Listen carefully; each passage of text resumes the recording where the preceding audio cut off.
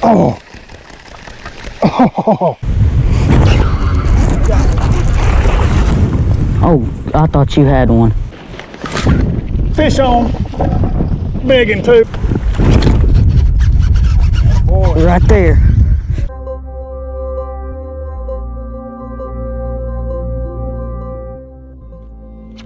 That's how you start the BASS Open right there. Way to start the day, baby.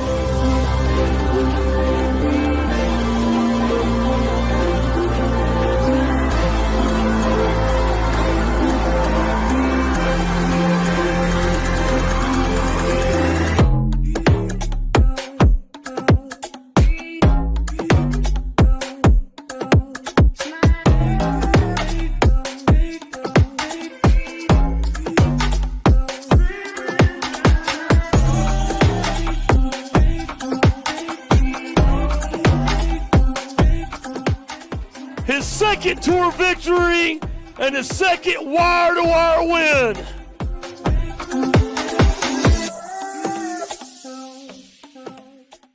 Hello YouTube, coming with you with another HHFM show. Really looking forward to this one. We are in East Tennessee. We just finished up the Bassmaster Open on Lake Cherokee. You guys can go back on my channel and watch some of the stuff if you guys like grinders and grinder events. 2 events in a row back to back, Neely Henry and Cherokee, just complete grind tournaments. I mean, just hard to get a bite. And both of them I had big day 2 comebacks. You guys can learn a lot from those videos. I'll have those out as well. Today I'm really excited because I'm on a lake. It's called Watts Bar in East Tennessee. It's actually a big pond, and you guys across the nation haven't heard the name of this lake because the Chamber of Commerce don't ever pay to put big tournaments here. So I never have fished a tournament on this lake in my entire life. So it's really going to be new to me in some ways. This is actually where I grew up. Most of you guys think of me and I'm from Oklahoma, and I am, but I had divorced parents, and my dad lived in East Tennessee and my mom lived in Oklahoma. This is a lake that I actually got the love for bass fishing, and you're going to see some stories today that I'm going to be kind of reminiscing and going back in my mind, because back behind's a culvert where our dads used to drop us off for all day long to fish, me and my best friend, and we fished all day long, 3 to 4 days a week. Just right back here behind me. So I'm very familiar with it. It's just been 25, 30 years since I've been here.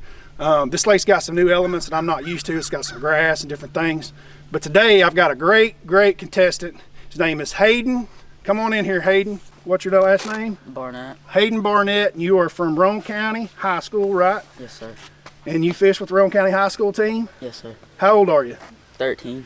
So Hayden will be the youngest contestant I've ever had, but I've already heard lots of great things about this kid. He knows this lake like the back of his hand. He's been fishing in a boat since he was in diapers. And Hayden is extremely excited to go today. You gonna put it on me? Yes, sir. A lot of the kids, they're really ready to go. This one right here is really ready to rock. What are we gonna do today, dude? Probably start out with a swim bait and then just go to the backs of pockets and try to catch them on bait. Yeah?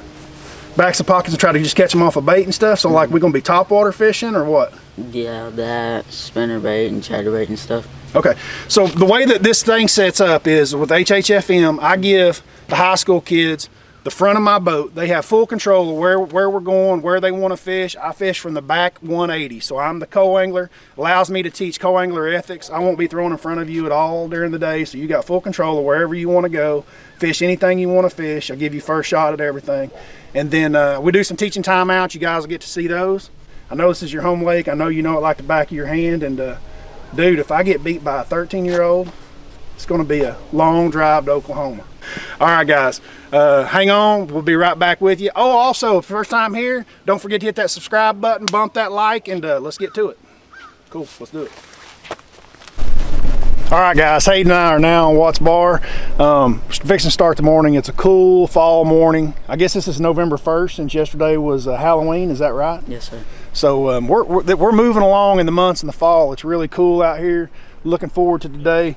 As you can see, Hayden's got all of his rods and reels up here on the front deck, and he's about to take me fishing on Watts Bar. So, dude, I wish you all the luck in the world. If you beat me today, I've got a good little prize for you waiting for you up there. I'll give you a choice of any falcon rod that I have in my box, okay? All right, let's get after it. Man, it's just like spinner bait, spinner bait, spinner bait. Look at water. I like it. I don't like the fact that you're picking one up though. So we've got a water temp of 63. It's cooler here than it was at Cherokee. Cherokee was about 68. It was really 70 before the cold front. It's a clearer impoundment, and they do tend to warm deeper, and it takes longer to, those big, deep, clear impoundments, they hold warmth better. It takes them a little longer to cool off in the fall. It takes them longer to warm up in the winter too, or spring.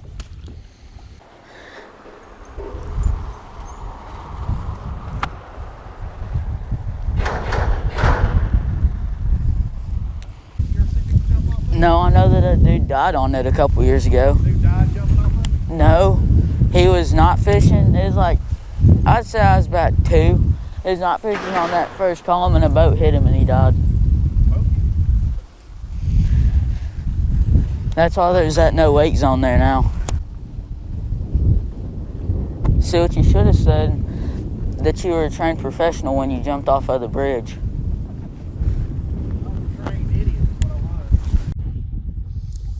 All right, guys, I want you to notice, this is where things were different with this kid.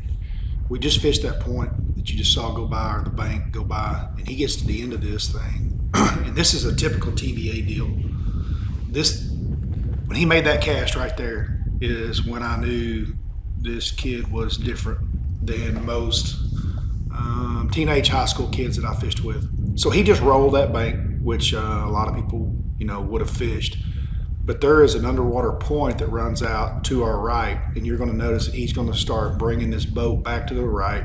He's keeping it in the ditch, and what he's throwing to is an offshore point, a bar, a ledge, depending on what part of the country you live in with TVA. And he is actually putting that bait out there on top of the ledge, and he's slow rolling it. So he's firing. I think he's got a spinner bait in his hand right now. He goes to a swim bait quite a bit in these situations. He may have that swim bait in his hand right now. I can't see it, but Yeah. He was extremely impressive at this point. Like, this was a really impressive deal that this kid did here. And I knew right then that he had spent a lot of time offshore. His dad had taken him offshore, and he was an offshore fisherman, because this is something that, a lot of older guys would do that have got a lot of fishing experience. But for a kid to start firing out here with this kind of confidence that he had on this offshore stuff told me that he's caught a lot of fish out here. Like I say, it is a TVA deal. There's other parts of the country where this would just be considered a point where offshore is not as big. But when you get a place that's flat, like he's only throwing into 5 foot, probably 6 foot. It's not that deep on top. Now the boat's sitting at about 20. But point being is that it really raised my awareness of this kid, because boat handling is a big deal with high school kids, boat positioning. What happened? And he never misses a beat. 7, 8 foot on top. That's a good little spot. It's got some good shell on it. Definitely a place that they could school up. That thing would be winter chicken dinner in May whenever they come off the beds. They could be ganged up there big time.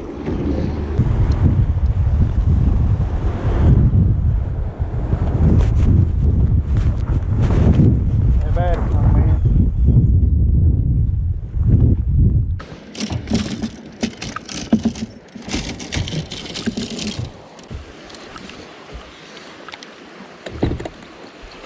I see in good co-angler form, see how I got my cast out before him? But I didn't throw in front of him where he hadn't got a chance to throw yet. It's not a bad little tool. I'm just fishing as my back 180, not throwing past that console too much. Stay behind him. And give him first shot at everything. He went to a spinner bait, which I wanted to throw, but I'm not going to follow his blade with my blade. I'm going to give him a different look. So I went to a buzz bait. Fishing the back 180. It's just a different game. You just got to learn how to play it. It's a good game. You can fish aggressive and go at it, but you just got to do it the right way. What I'm doing right now is I'm fishing very aggressively. The cast that you don't want co-anglers doing is that cast right there, dude. That's not cool. You see what I'm saying? That's a bad cast from a co-angler. You don't want that. That cast right there is a good cast from a co-angler. So you've already had the opportunity past that. The boat's going past it, you know what I mean? And a lot of you young men, that's where y'all are headed. You know, y'all are gonna be co-anglers for a while, and quite honestly, you should be, because it is the greatest opportunity to learn that you have, and you only get to do it for so long. I see a lot of guys getting too big of a hurry and want to be in the front of the boat too soon. It's the great opportunity. I mean, look at the Justin Lucases and the Brian News. I mean, guys that spent years in the back of the boat, not because they weren't excellent fishermen, because they just worked on their craft. And it allows you to see how good other pros are. It allows you to learn tricks and trades that you would never learn by yourself, because you get to see those guys put those things into action. It's a huge learning tool that you'll have the rest of your life. So I wouldn't suggest getting in too big of a hurry to go to the front of the boat. Just because you're capable and all that, you'll be just that much stronger if you spend some time in the back. And learn to play the game, you know, play it right, because it is a different game. I'm not looking for the most aggressive, biggest fish. Like I say, they're gonna probably eat my pro's bait first. I gotta figure out a different bait, something different look to follow him with. A lot of times it's finesse presentation. If you can just catch a lemon out of the back of the boat, on most given days, you're ahead of most of the field. Just worry about getting a few bites, whether that be a shaky head. And like I say, I go aggressive early to give myself that opportunity to possibly catch a big one, but most times it doesn't work. We just go down like 5, 6 foot. So, well, where that line stops is our normal summer. On this pole right here, that's our normal summer pool. That line, that water line.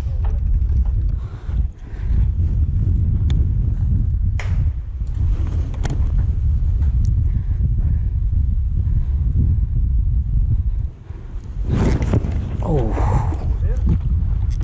Yeah, I think I need to tighten my drag down a little bit.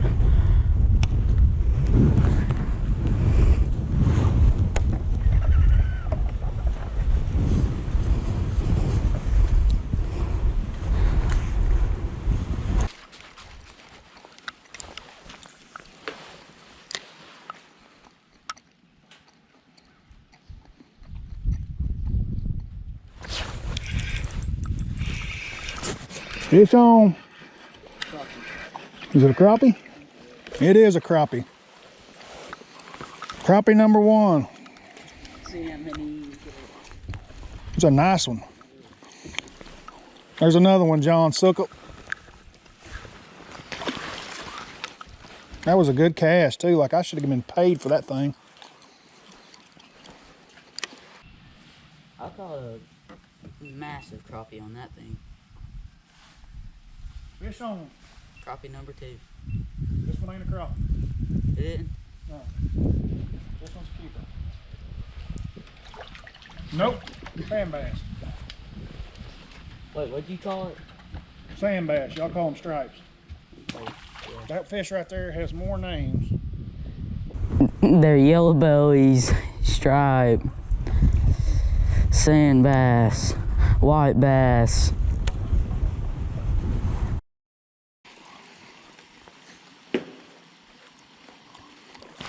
Oh. Oh. Oh. That's something like a good one. Yeah. I didn't have a trailer hook on like an idiot. I knew not to do that.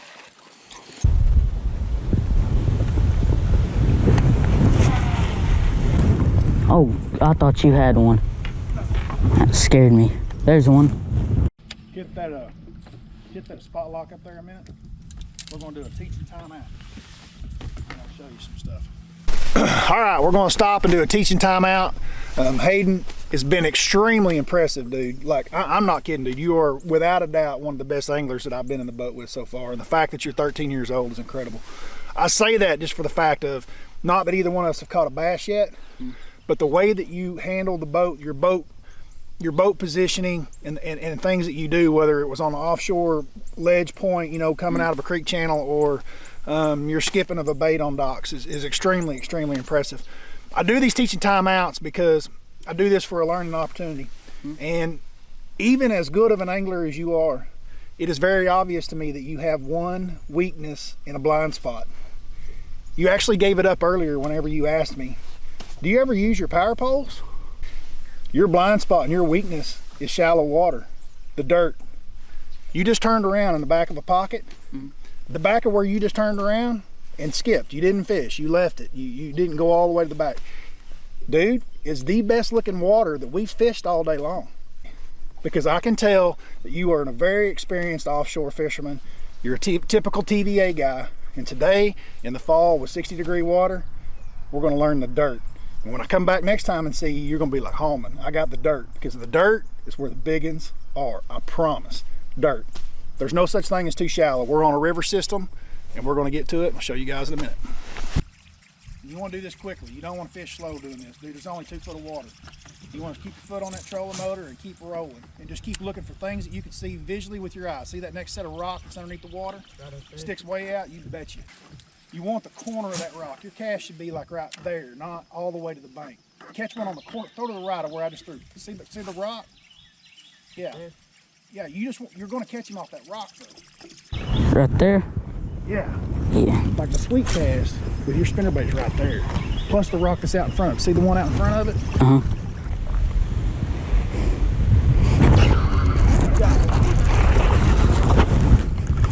Woo. He might.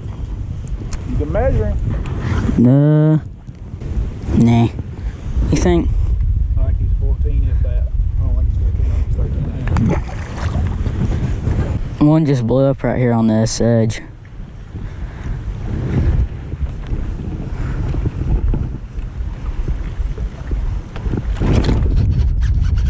Boy, Right there. that's the one.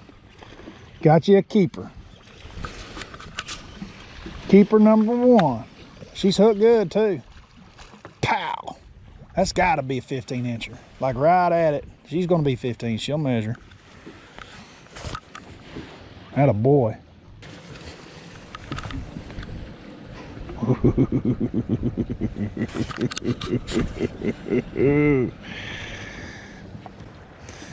Right there, she touched. 15 incher. Good job, dude. Good job. Hayden's on the board. How many you got? 1. He's got 1. Got a keeper in the boat. It's 12:30, so we're about halfway through the day. It's been tough, dude. No lie. I mean, I haven't had hardly any bites out of the back. You've got a couple deals going on the frog and the grass. Are you gonna stick with the grass the rest of the day, you think, or you gonna bounce around some more stuff? Is there quite a few pockets around here with grass in them? There is. This is something new to me. Watts Bar never had any high drill or grass in it, so this is really cool that it's got it. It's November, so it's really starting to fade off and lay down like it does in the wintertime and die and get pretty sparse, but you're still getting bit. It looks like in the mats, what little bit of mats that are left up really, really shallow, he's getting bit with a frog. He's had multiple bites and caught a short fish and caught a keeper, and then had another couple bites too, so that they don't get the bait. So looking forward to see what you do with it the rest of the half. And I'm gonna have to figure out a way to catch a fish behind you on the edge, because I so far have not had a bite around the edge of the grass. So we'll work on that, and dude, good luck.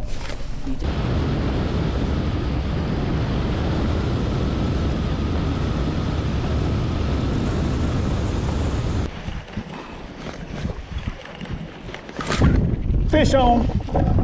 Big one too. I told you if I caught him on Bubba. I don't know what that is, but that's giant, dude. Watch your trolling motor. She's going your way. Oh, I'm gonna get broke off on your trolling motor. Good job. Big one. Pull your motor all the way up. Just leave your trolling motor up. Pull your trolling motor up. There you go.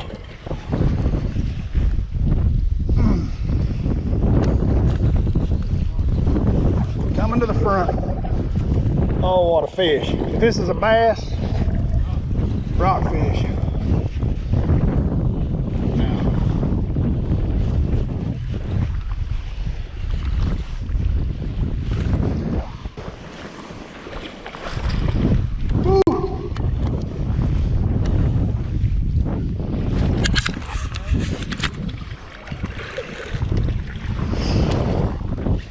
Why can't that be a largemouth?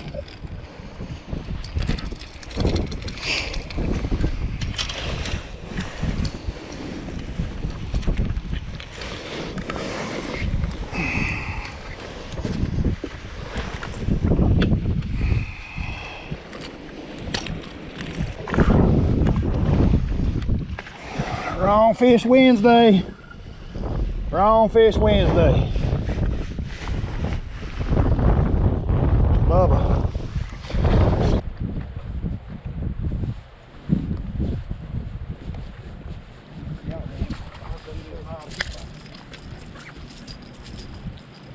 It's a short, little bitty rat.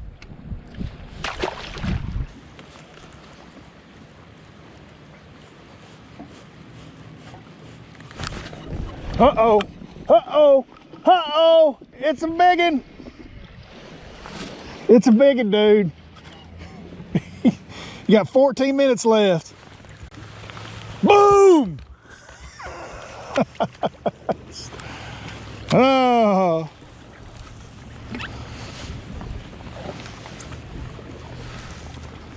Oh, that's wrong species, isn't it?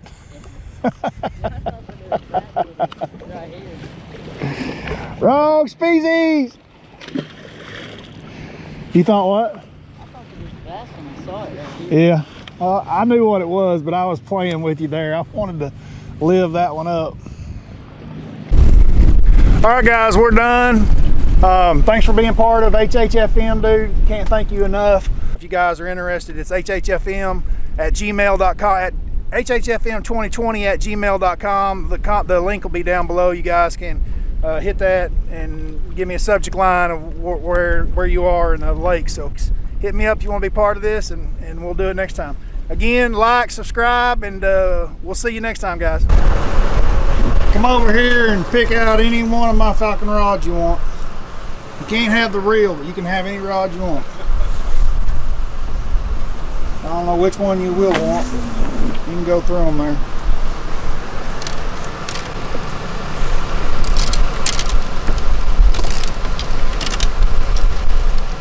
There's an Amistad right there. Want that one? All right. It's a good rod to choose. That's my favorite all-around rod right there. So we'll just cut that off. Yep, there you go, Bubba. Thank you. I appreciate you doing it with me, man. I enjoy it. You're an awesome little fisherman. Thank you. We out.